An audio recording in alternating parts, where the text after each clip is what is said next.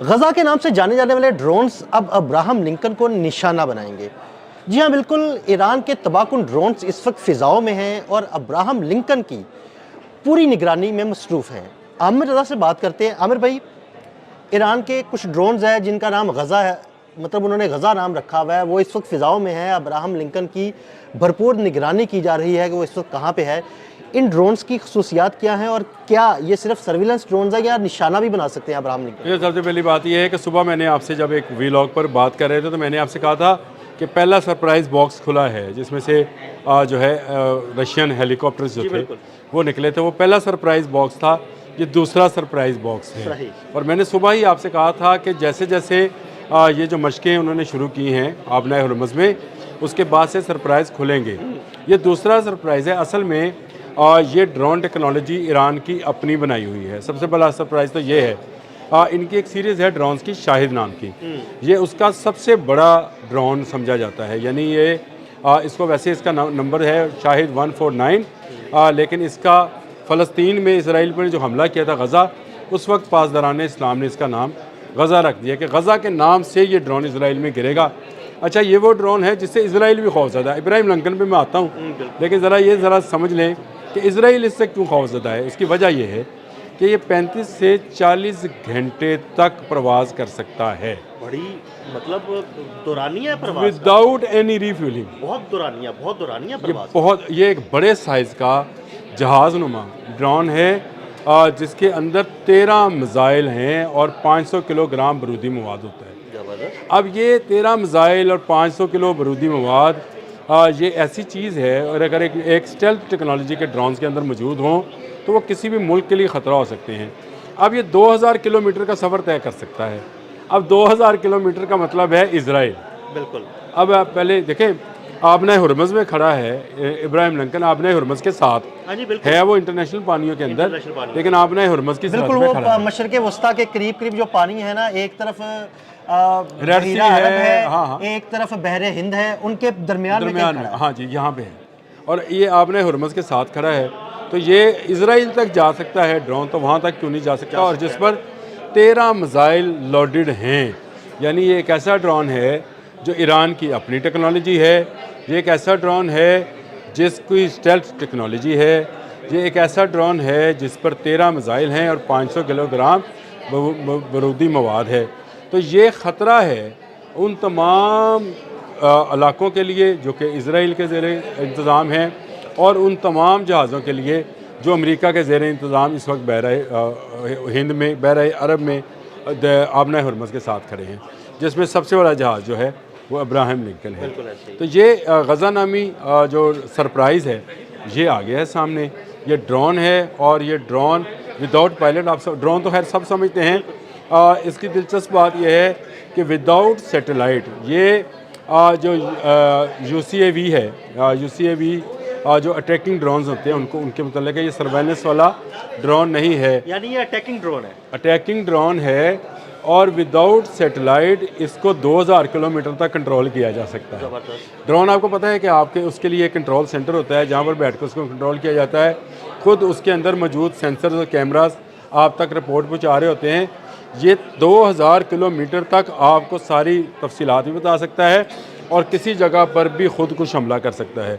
यानी खुदकुश हमले से मुराद ये है कि इसके मिसाइल भी फेंके जा सकते हैं, और अगर इसको भी नुकसान पहुँचे तो ईरान को इसमें भी कोई प्रॉब्लम नहीं है, क्योंकि ये उसका अपना तैयार करता है। अच्छा हाँ, तो सबसे बड़ी बात है वो ये है कि आज तक दुनिया को ये नहीं पता कि शाहिद सीरीज़ के कितने ड्रोन्स ईरान बना चुका है। देखिए, ईरान पर थी पाबंदियाँ। ईरान किसी जगह से ना कोई बड़े जहाज़ ख़रीद सका, ना किसी जगह से वो कोई टेक्नोलॉजी ले सका। सैंक्शंस लग जाती हैं, कुछ अक़वाम मुत्तहिदा में मसला उठा लिया जाता है। जैसे उसने रशिया के साथ न्यूक्लियर रिएक्टर्स की बात की तो अक़वाम मुत्तहिदा में मसला आ गया, वहाँ चीन को डिफेंड करना पड़ा, और कहा गया कि जी हम इसको मेक श्योर करेंगे कि ईरान इससे जो है वो एटम बम नहीं बनाएगी, यानी न्यूक्लियर पावर नहीं होगा, और हाँ बिजली बना सकता है। तो ये मेक श्योर किया गया। इस सारी सूरत हाल में ईरान ने मुख्तलिफ़ टेक्नोलॉजीज़, जो ऐसी टेक्नोलॉजीज़ थी जो फ़िज़ा से तल्लुक़ रखती हैं, जैसे ड्रोन्स हैं। मैंने आपके साथ F313 मैंने ख्याल आपके साथ किया कि नहीं किया, अलग से एक वीडियो किया था इसके बारे में, लेकिन मैंने किया था, हाँ बात की हुई है। F313 जो है वो एक जहाज़ नुमा है और उसके ऊपर एयर टू एयर मिसाइल नस्ब हैं।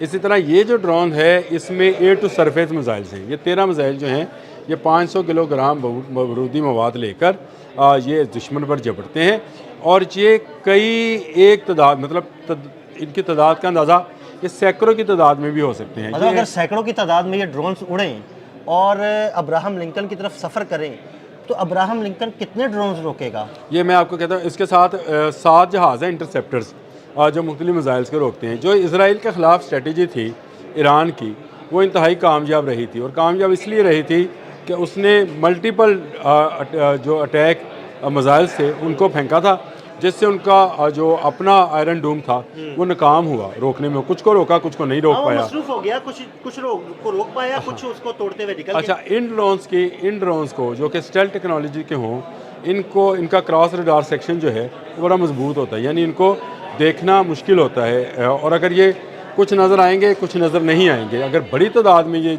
जाएँ तो वो आपने जो शुरू में बात कही थी कि इब्राहिम लिंकन का पीछा कर रहे हैं या उसकी निगरानी कर रहे हैं, तो ये बिल्कुल इस वक्त जो है ईरान के पोर्ट्स पर पहुंचा दिए गए हैं और इनको किसी वक्त भी जो है आसमान पर उठा दिया जाएगा। जैसे ही ये खबर मिलेगी कि कोई अटैक जो है ईरान की तरफ बढ़ रहा है तो ये ड्रोन्स जो हैं मुल्क के चारों तरफ से महवे पराज होंगे। कहीं ये इसराइल में जा रहे होंगे, कहीं ये उर्दन में जा रहे होंगे, क्योंकि उर्दन की सरहद के साथ साथ इनकी तनसीब की गई है। और उर्दन में बता चुका हूँ कि क्यों की गई है, क्योंकि उर्दन में उन्होंने अपने F-15 ईगल्स जो हैं उनको लॉन्च किया है। अब जहाज़ के बदले में ड्रोन्स, आपको ये मज़ीद का हिस्सा लगेगा, लेकिन अगर ड्रोन्स बड़ी तादाद में हो तो जहाज़ उनका कुछ नहीं कर सकते हैं। ये बिल्कुल शायद बाज़ और चिड़िया का मुकाबला हो, लेकिन बहुत सारी चिड़िया हों कि शायद बाज़ को गिराने में कामयाब हो। इत्तेहाद में बरकत कहते हैं ना कि ज़्यादा लोग हों, ज़्यादा चीज़ें हों तो वो बड़े से बड़ा दुश्मन को भी ज़ेर कर। अच्छा, ईरान ने इन ड्रोन्स का जाल भी बुना हुआ है। यह जाल बुने उससे मुराद ये है कि ये एक ही वक्त में कई ड्रोन हवा में जाते हैं और फिर एक ही क्या उसको कहेंगे पैगाम के ज़रिए या एक ही सिग्नल को फॉलो करते हैं। एक ही सिग्नल को फॉलो करते हुए तमाम जो है ना वो तमाम जाते हैं, प्रवास करते हैं, यानी ये एक दूसरे के साथ भी इंटीग्रेटेड होते हैं। इनको एक दूसरे के साथ कम्युनिकेशन जो है वो इस लेवल पर होती है कि ये अपनी फॉर्मेशन चेंज करते रहते हैं, बदलते रहते हैं और ये सारा काम इसलिए है ताकि रडार्स को जो है भटकाया जा सके। ये देखिए, ईरान की वॉर स्ट्रेटजी जो है मैं ये समझता हूँ इस वक्त इसको स्टडी करने की ज़रूरत है, क्योंकि उसका मुकाबला एक बड़ी सुपर पावर के साथ है जो दुनिया की सबसे बड़ी सुपर पावर समझते हैं अमेरिका, उसके साथ है। और डोनाल्ड ट्रंप जैसे क्या उसको कहेंगे जंगी दिमाग वाले बंदे के साथ उनका मुकाबला है, या वैश्य दिमाग वाला, पता नहीं अब क्या लफ्ज़ इस्तेमाल होगा, मुझे नहीं कहा। हाँ, वो जो भी है उस पर फिट बैठती, उसके साथ उनका मुकाबला है। तो उन्होंने अपनी तैयारी भी उसी लेवल पर जाकर की है। ये जो बात है जो कि ईरानी पासदारान कह रहे हैं कि मैदान में पता चलेगा कि क्या होता है, ये बात बिल्कुल सही है। आप किसी मुल्क पर एटम बम नहीं गिरा सकते हैं, ये सबको पता है कि अमेरिका ईरान पर एटम बम नहीं गिरा सकता है और रशिया यूक्रेन पर एटम बम नहीं गिराएगा। जंग होनी रवायती है।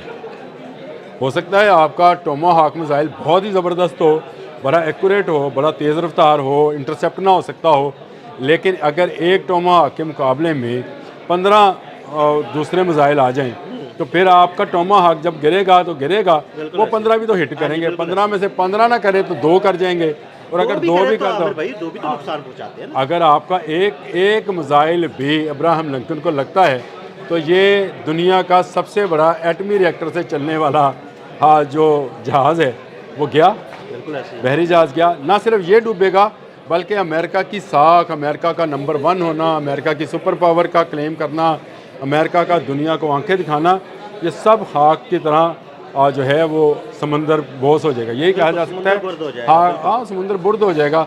और ये गरूर जो है अमेरिका का, ये तबाह होने को है। ये गज़ा ड्रोन जिसकी हम बात कर रहे थे, ये मैं समझता हूँ कि ईरान ने अपना दूसरा सरप्राइज़ बॉक्स आज खोल दिया है। तीसरा सरप्राइज़ बॉक्स खुलेगा वो भी बताएंगे, चौथा खुलेगा वो भी बताएंगे। अभी मैंने आपको उनकी अपनी बनाई आप दोस्त और उस पर लगे क्रूज़ मिसाइल के बारे में बताना है। लेकिन फिर किसी वो जिस वक्त बॉक्स खुलेगा प्रॉपर वो भी बताएंगे। बहुत शुक्रिया आमिर रज़ा जी। बिल्कुल ईरान की जानिब से सरप्राइज़ देने वाला दूसरा बॉक्स खुल गया और इस बॉक्स में से बहुत से ड्रोन्स निकले हैं। आमिर रज़ा ने उन ड्रोन्स की खसूसियात के बारे में आपको तफसील से बताया। अदील अहमद और आमिर रज़ा को इजाज़त दीजिएगा। अल्लाह हाफ़िज़।